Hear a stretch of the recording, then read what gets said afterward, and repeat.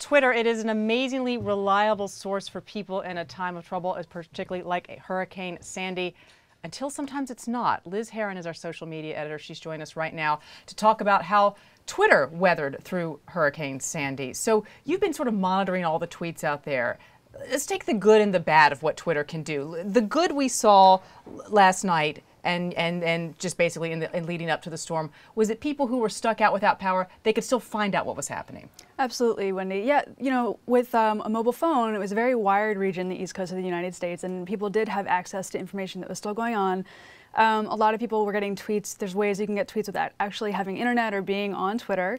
And you saw really the mayor's office, Notify NYC, the fire department were really active last night throughout the worst part of the storm, telling people what was going on, updating them, even directing people's emergency tweets to go, you know, telling them you need to call 911. You can't just be tweeting us with your emergencies. So it's a very interesting way to handle the storm, and I think it was, in large part, a good way for people to get information. And that's the upside. I mean, this is, you know, if you were alone in a storm like this before, your power went out, you know, you didn't have access to anyone.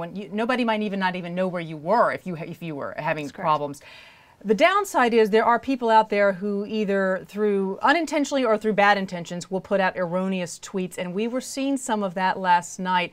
Walk us through a little bit about what you guys have monitored on the social media desk here at the Journal. Well, you know, in any sort of big disaster like this, there's so much information out there on social media. Like I said, everybody is wired now that sometimes you'll get bad actors or people who unintentionally just start passing on rumors.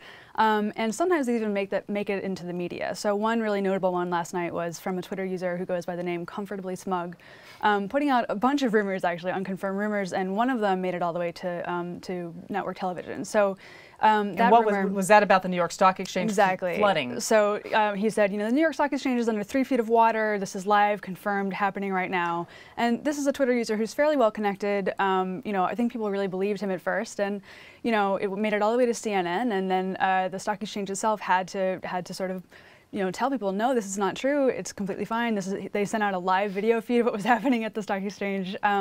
So there's a lot of misinformation that goes out there, like you said, either on purpose or just unintentionally.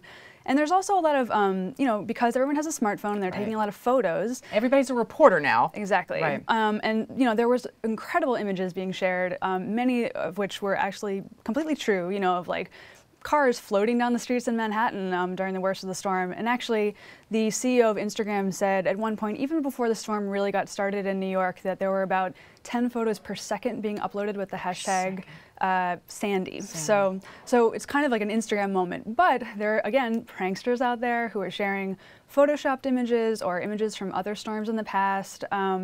Things even from movies, you know, The Day After Tomorrow, the post-apocalyptic movie made an appearance there. So you have to weed through and see what's reality and what is not, to some extent. If you, Liz, very quickly, if you wanted to recommend to people, you know, Twitter feeds to follow, you know, just to make sure they're getting the best up-to-date information, what's sort of the general guidance you would give? I would say that the mayor's office at Notify NYC, this is like very good public service information, and the mayor's office has, you know, the New York City government has a lot of Twitter accounts that you can follow. Also for New York State, New Jersey, you know, they're all putting out very public service information there, and then of course at WSJ, we're verifying and putting out real information for anyone who's affected by the storm.